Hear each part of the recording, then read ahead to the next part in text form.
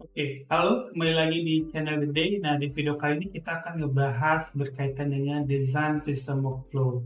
Nah, apa saja yang perlu kalian ketahui? Kita langsung saja ke file berikutnya, oke? Yuk.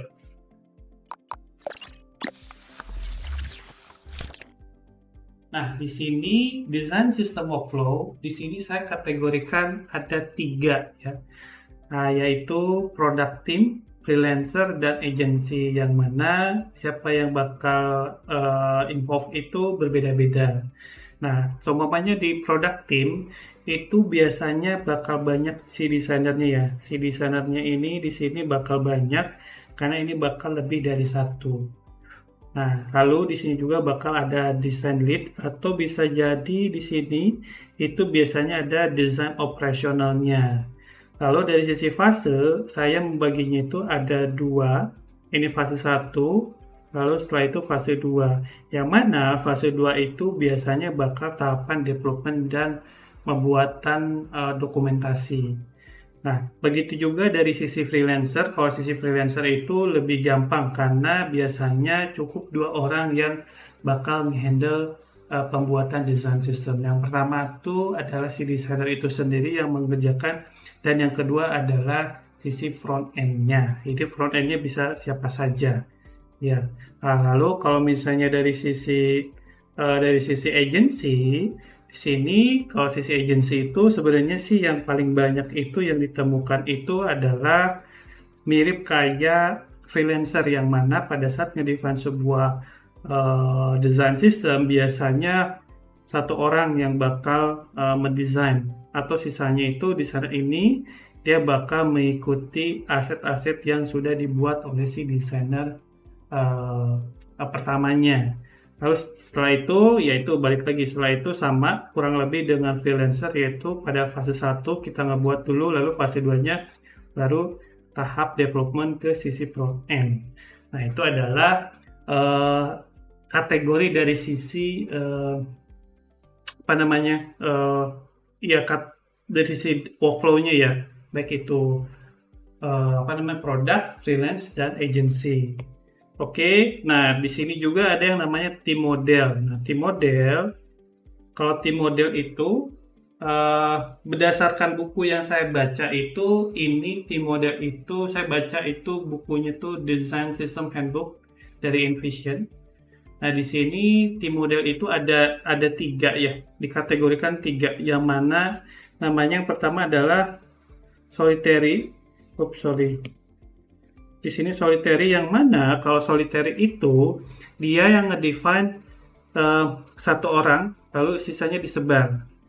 Itu biasanya ini cocok untuk agency atau freelancer karena memang dia bekerja secara solo, lalu sisanya tinggal dikonsum gitu jatuhnya ya. Lalu centralized ini tuh biasanya as a team. Jadi dalam satu company itu timnya itu kita punya satu tim dedicated yang handle semua berkaitan dengan desain sistem, pembuatan komponen. Nah, mungkin workflow bakal berbeda ya. Nah, biasanya ini mungkin company-company gede yang ngebuat hal semacam ini. Tapi ada pro and cons-nya ya. Lalu federate atau federasi, ini semua tim itu bekerja ya. Nah, ini adalah salah satu tim model yang saya gunakan di perusahaan di mana saya bekerja. Nah, oke, nah itu adalah tim model ya. Lalu secara workflow-nya tuh sebenarnya gimana sih pada saat kita membuat sebuah design system? Oke, workflow-nya itu secara workflow itu kurang lebihnya bentukannya kayak gini ya. Nah, kurang lebihnya bentukannya kayak gini, yang mana kalau menurut saya sebelum desain sistem itu kita harus mendefine dulu sebuah token ya, sebuah tokennya dulu.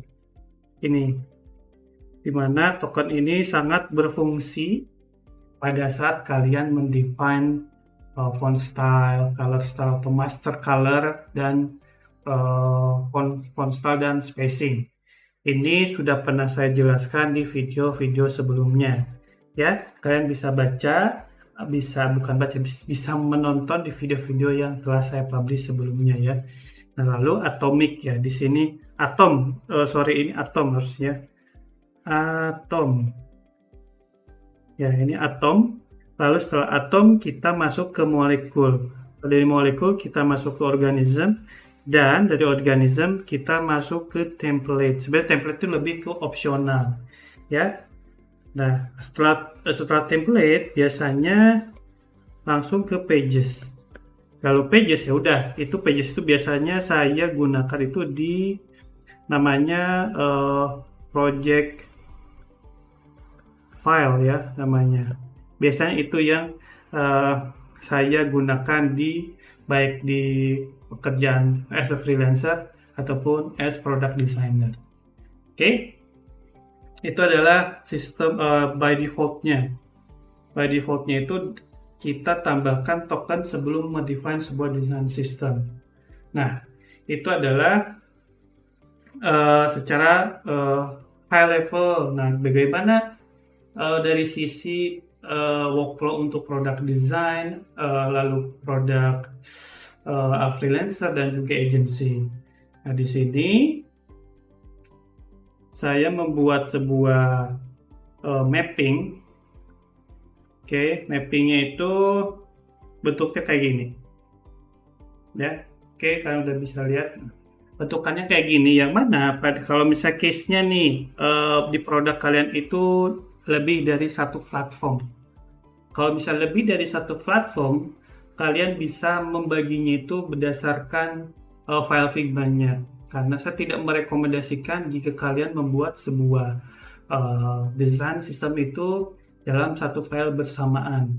Itu case-nya berbeda. Tapi kalau misalnya di tim produk dan platformnya banyak, saya merekomendasikan dipisah. Karena jika kalian menggunakan Figma file, itu mempunyai keterbatasan resource. Jadi Figma itu maksimal itu file Figma file secara memorinya, kalau nggak salah, itu hanya menampung 2 GB. Jadi semakin kalian menampung semua aset-aset baik dari atomik, dari molekul, bahkan organismenya dalam satu file, kemungkinan bakal lambat laun itu bakal lemot jatuhnya, bakal gemuk sih filenya ya. Nah, di sini kita kembali lagi. Nah, di sini pada saat ngebuat sebuah design system khususnya untuk produk, saya sih membaginya itu bentukannya kayak gini ya. Yang mana pertama tentu di sini saya ngedefine dulu design tokennya ya. Sini saya membuat dulu design token, karena design token ini kita setnya menggunakan plugin. Oke, setnya menggunakan plugin. Pluginnya itu adalah Figma token, atau banyak sebenarnya Figma token, ada yang namanya Amazon token pokoknya banyak yang mirip dengan Figma token card. Tapi kalau yang saya buat di video-video sebelumnya, saya merekomendasikan menggunakan Figma token, jauh lebih simpel sebenarnya. Nah, setelah desain token sudah kebuat, kalian bisa mendefine semua yang berkaitan dengan atom. Nah, atom itu contohnya apa? Kayak text field ya di sini nih. Jadi di semuanya itu bakal disimpan di atom. Semua ini dalam satu file. Jadi jangan dipisah, jangan disatukan ya. Jadi kalau misalnya atom itu isinya text field, button, lalu apa namanya? Tab misalnya ya, lalu table cell. Nah, itu kalian bisa simpan di atom. Oke. Nah, karena misalnya ada 2 platform baik mobile dan web app, nah kalian bikin file terpisah nih, file Figma terpisah, yang mana di dalam sini isinya itu bakal terdapat molekul ya, molekul ini dan organisme. Oke, kenapa dipisah? Kenapa disatuin? Karena sifat molekul itu adalah kombinasi dari sisi atom ya. Ini tuh ya. Jadi ke sini, Jadi ke sini. Nah, karena nanti molekul ini nantinya kita bakal karena mengkombinkan 2 komponen di dalam atom. Ya, jadi dari sisi sana kita gabungkan menjadilah sebuah molekul. Nantinya ada di sini. Ya, di sini ya. Nah, lalu setelah itu kalian gabungkan kembali menjadi sebuah file organismenya di sini. ya di sini ya. Nah, setelah itu sudah terbuat, ya nanti tuh bakal banyak nih. Kalian tinggal pandai-pandai aja nge-groupingnya nantinya tuh ya. Di sini setelah kalian sudah ngebuat sebagai spesifik, kalau saya ngomongnya spesifik komponen, karena di dalamnya itu lebih spesifik khusus untuk satu platform aja. Setelah itu kebuat, kalian tinggal sebar ke fitur-fitur atau improvement yang nantinya kalian buat di sini. Nah, nantinya isian sini itu adalah isian kayak semacam improvement fitur A atau pembuatan fitur baru, nantinya simpannya di sini ya. Oke. Nah, begitu juga dengan web apps. Jadi tidak jauh berbeda. Yang membedakan itu ada dari sisi sizing-nya dan juga behavior-nya. Oke, nah biasanya organisme ini, kalau kalian belum tahu organisme ini, biasanya saya bikin eh, case-nya itu apa plusnya apa positif case ya, lalu negatif case-nya tuh apa? Biasanya kayak gitu pada saat ngebuat sebuah komponen organisme. Kalau molekulnya tuh cukup satu, cuman satu, nantinya tuh bisa kalau misalnya kalian membuat sebuah komponen itu punya variannya tersendiri, kalian bisa mendefine di dalam satu komponen as varian. Oke, nah itu seumpamanya multi platform. Nah, kalau misalnya single platform ya kalian tinggal bikin aja satu file sendiri itu, tapi jangan disatukan. Nah, itu ya. Lalu bagaimana dengan the freelance, dengan project freelance atau agency. Nah, kalau project freelance atau agency biasanya ini saya gabungin ya biar gampang. Nah, biasanya kalau misalnya projectnya freelance atau agency, saya biasanya ngebuatnya itu berdasarkan project biasanya itu. Karena sifatnya itu freelance dengan agency itu kurang lebih sama. Yang bedakan itu kita bekerja as a company, tapi freelance itu kita bekerja pada diri kita sendiri. Maksudnya itu ke klien lah ya. Nah, biasanya saya membaginya itu kayak gini ya. Jadi kalau ini tuh biasanya karena freelance itu sifatnya itu tidak banyak ya, tidak banyak. Biasanya one time project rata-rata ya, berdasarkan pengalaman tuh rata-rata tuh one time project, biasanya cuma satu mobile apps. Lalu setelah satu mobile app itu ya udah sisanya itu uh, yang biasanya nggak bakal digunakan lagi itu ke ke platform yang lain. Biasanya cukup satu, jadi kalian tuh tinggal ngebuatnya itu satu file khusus untuk design system, tapi isinya itu ada yang namanya atoms, molekul, dan organisme. Biasanya kayak gitu. Lagi-lagi sebelum kalian membuat sebuah spesifik komponen di dalamnya, itu jangan lupa kalian mendefine dulu desain tokennya terlebih dahulu ya. Oke. Lalu setelah itu ya biasalah kalian nanti tinggal bikin projectnya ya nantinya di sini. Di sini ya. Nantinya kalian tinggal bikin projectnya di sini. Jadi ini tuh ada dua file yang berbeda. Ini satu, ini dua. Kalau dua, ini ada project file, ini satu khusus untuk komponennya saja. Nah, begitu juga dengan typical agency. Kalau misalnya ya, ini kalau misalnya typical agency, nah ini kalau misalnya ini dengan menggunakan multi platform. Tapi biasanya multi platform ini rata-ratanya tuh kemungkinan besar tuh kalau berdasarkan saya, kita ngebikin sebuah mobile apps, lalu sisanya itu biasanya bikin website. Ya biasanya itu kayak gitu. Nah, cuman di sini ini sebenarnya balik lagi, kalau misalnya kalian ini dikira secara proyeknya itu cukup besar, kalian harus splitnya berdasarkan kayak tim produk ya, maksudnya itu punya file tersendiri. Namun jika kalian pada saat pembuatan itu sekiranya itu secara proyeknya itu tidak terlalu besar, kalian bisa menyatukan dalam satu file Figma. Just in case umpamanya nantinya pada saat kalian membuat sebuah project dan ternyata cukup gendut, kalian bisa nge-split memisahkan antara komponen mobile dan komponen desktop dengan cara menggunakan desain sistem organizer. Itu kalau just in case sekiranya itu secara aset itu cukup banyak, tapi rata-rata biasanya agensi itu nggak terlalu banyak ya, tapi ini mungkin bakal berbeda ya pandangan dari kalian dengan dengan saya. Oke. Nah, itu lalu bagaimana dengan single and multi platform. Nah, ada juga kalau misalnya ini alternatifnya bentukannya kayak gini. Kalau misalnya itu kita mau memisahkannya ya, bentukannya kayak gini. Nah, ini kalau misalnya ini lebih menyimpan secara asetnya itu di dalam satu file projectnya, satu file Figma-nya ya. Contohnya itu kalian ngedefine sebuah atomnya, itu ini adalah satu file ya. Ini ada satu file dan ini adalah include dengan projectnya. Ya, ini include dengan projectnya. Maksudnya itu kalian bikin workflow-nya di sini, kalian bikin molekulnya di sini, kalian juga bikin organismenya di sini. Jadi di dalam file ini tuh bakal banyak aset yang kalian masukkan, yaitu design flow, aset design sistemnya. Pokoknya ya ini agak sedikit cowboy, tapi cowboynya cowboy rapi lah ya.